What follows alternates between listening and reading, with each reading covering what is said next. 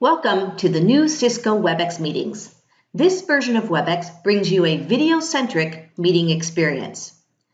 The new interface looks very different, but it's intuitive, and there really isn't much new functionality you have to learn.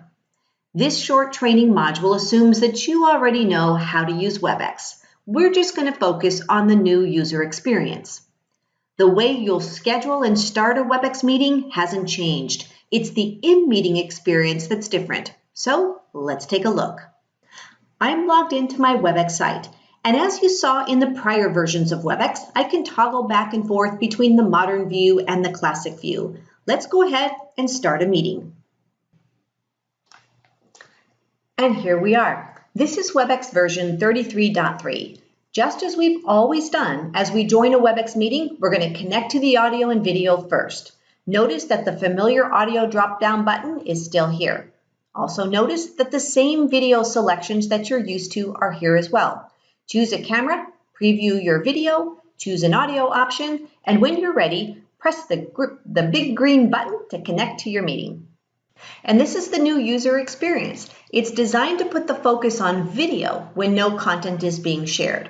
The high-level navigation bar hasn't changed. You can still enable mute upon entry and use all the same features you had in the prior version of Webex.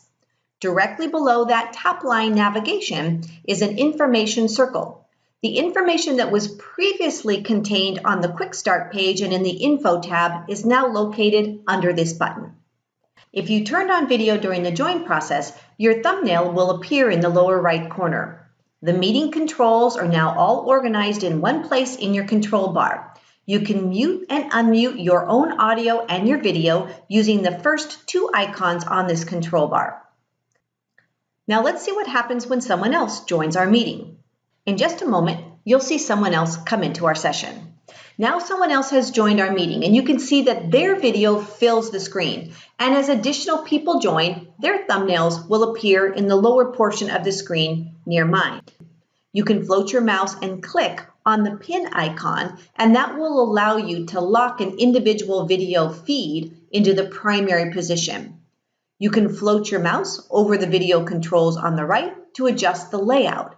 This grid layout here will organize up to 25 individual video feeds on the page. If I click it again, the thumbnail view here will put a primary video in the middle and thumbnails along the bottom.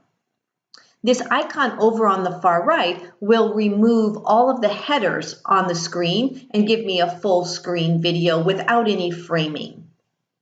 Now let's share content. To share content, click the icon that looks like an arrow in your meeting controls string.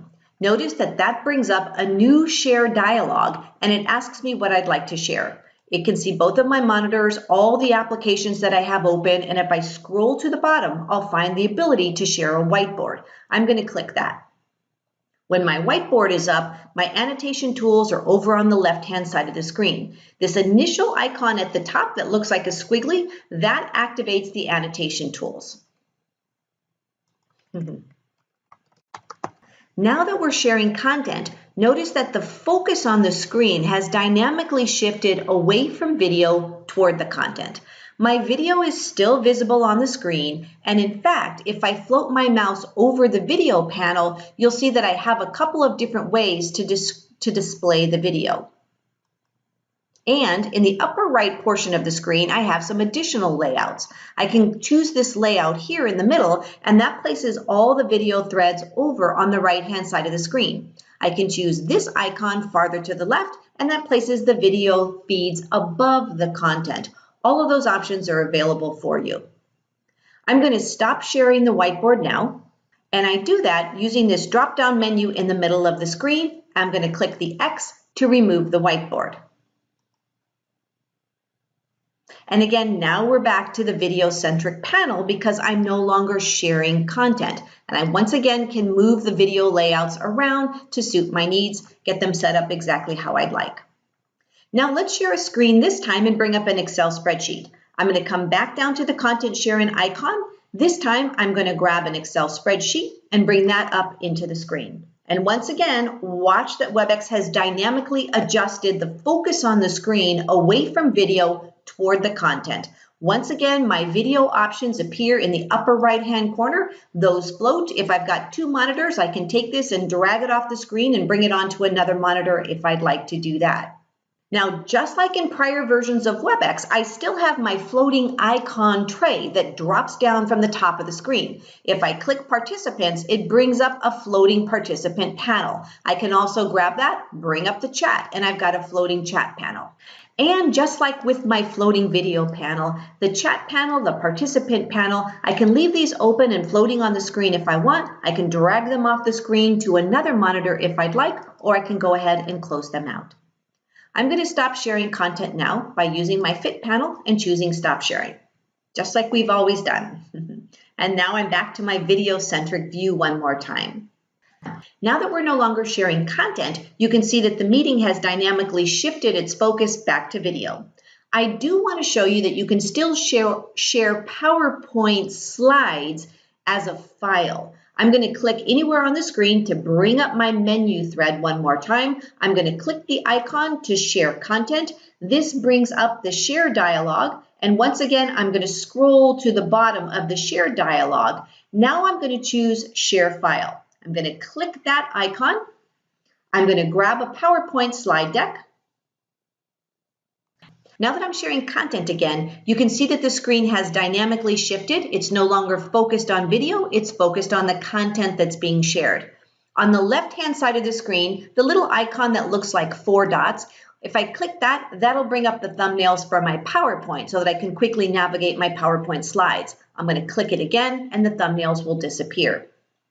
If I take my mouse and float it over the video layout options again, the option in the middle is a side-by-side option. It puts the video thumbnails on the right and the content on the left. And I can actually grab this and kind of move that and reshape it, resize it. That's the side-by-side view. And if I float my mouse over that video layout option tab again, the option on the far left, once again, puts the video thumbnails on the top and the content on the bottom. Let's take one last look at our menu bar.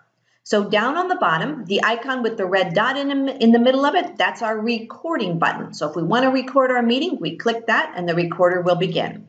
The next icon that looks like people will actually bring up the participant panel in the same traditional spot it was in prior versions of Webex. The next icon that looks like a chat bubble brings up the chat panel, again in the same location where it used to reside in prior versions of Webex. And I can use the icon with 3 dots to bring up other familiar Webex features like locking my meeting, for example. When you're done with your meeting, you simply click the red X and that will end your meeting. Thank you very much for your time. Bye-bye.